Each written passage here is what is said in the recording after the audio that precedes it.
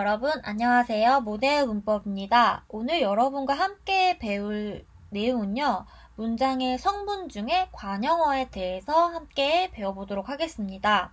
지금까지 우리가 7가지 문장 성분을 하나하나 순서대로 배우고 있는데요. 저번 시간까지는 주성분, 부속성분, 독립성분으로 이제 3가지 파트로 크게 나눠서 문장 성분을 주성분에서 주어, 목적어, 보어, 서술어 이렇게 4가지를 배웠고요. 이번 시간부터는 부속성분 중에서 관형어에 대해서 배우겠습니다. 부속성분에는 관형어와 부사어가 있고 또 마지막으로 독립성분에는 독립어가 있죠.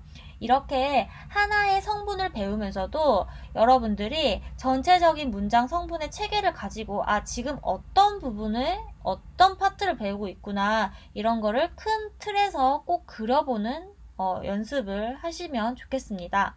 가끔 이렇게 세부적인 내용에 집착하다 보면 전체 숲을 보지 못하는 경우가 있기 때문에 꼭 그런 부분도 계속 체크하면서 공부를 하면 될 것 같습니다. 자, 그러면 관형어에 대해서 정의를 한번 같이 볼게요.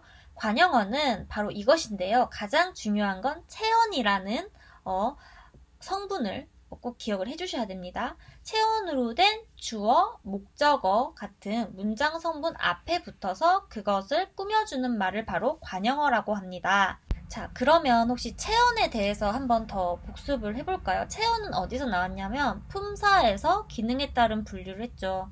문장에서 몸통, 몸체자를 써서 몸통이 되는 성분을 이제 체언이라고 하는데요. 이 체언에는 바로 명대수가 있습니다. 명사, 대명사, 수사.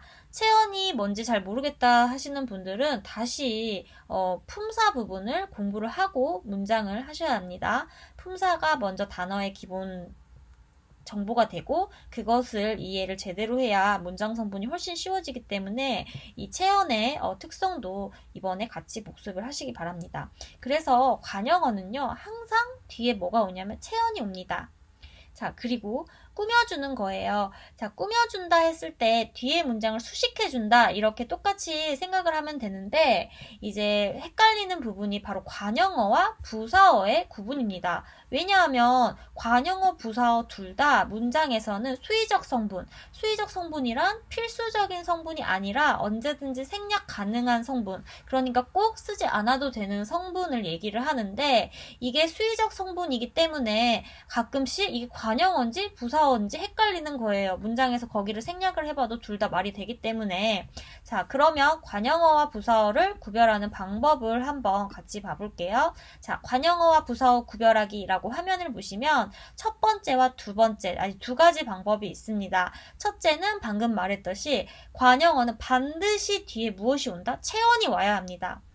만약에 뒤에 동사라던가 형용사라던가 서술어가 왔다 그러면 보통은 부사어일 가능성이 아주 높습니다. 관형어는 반드시 무엇만 꾸민다? 체언만 꾸며요. 또는 관형사 같은 경우는 정말 딱 체언만 꾸미기 때문에 굉장히 품사의 개수가 적다. 이래서 품사 부분에서도 그런 걸 얘기를 했습니다.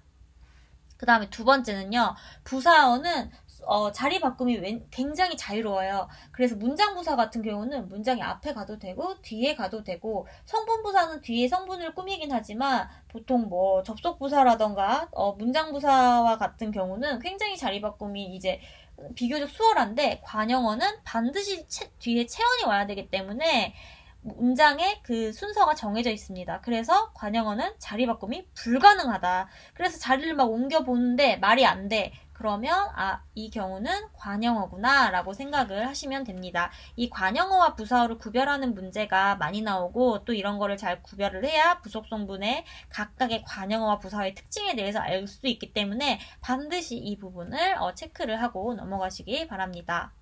자, 그럼 간단한 예문을 통해서 우리 관형어가 어떻게 문장에서 보이는지 한번 같이 볼게요. 자, 첫 번째 문장 한번 볼게요. 이번 달에는 새 옷을 한 벌 사 입기로 했다 해서 여기서 새에 밑줄이 그어져 있죠. 새는 뭐예요? new라는 뜻을 누구한테? 뒤에 있는 명사인 체온한테 옷을 수식해주고 있어요.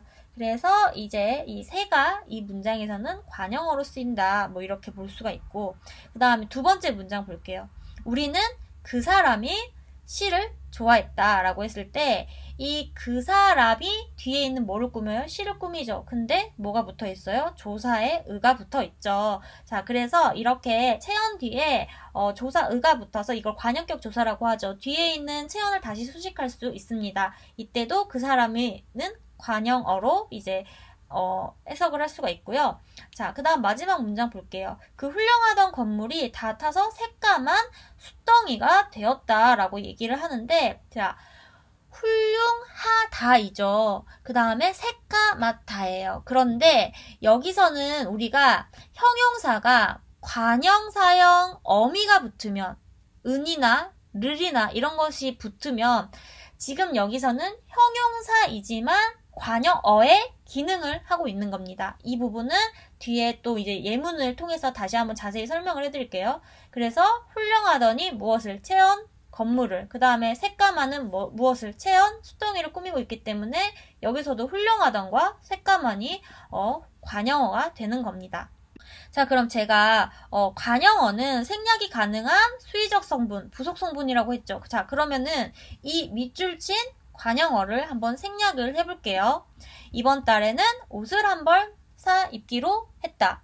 우리는 시를 좋아했다. 그 건물이 다 타서 숫덩이가 되었다. 전혀 문제가 없죠. 그래서 관형어는 언제든지 always 생략이 가능합니다. 자, 그런데 관형어가 생략이 가능한 부속 성분이지만 이 문법 체계에서는 항상 예외가 있습니다. 이런 예외를 또 잘 기억을 하는 게 중요하다고 했는데요. 자, 예문을 먼저 볼게요. 큰 것보다 작은 것이 더 아름답다. 저분이 우리 학교 교장 선생님이시다. 나는 그를 본 적이 없다. 이 문장을 봤을 때, 자, 것, 분, 적 여기에 집중을 해주세요.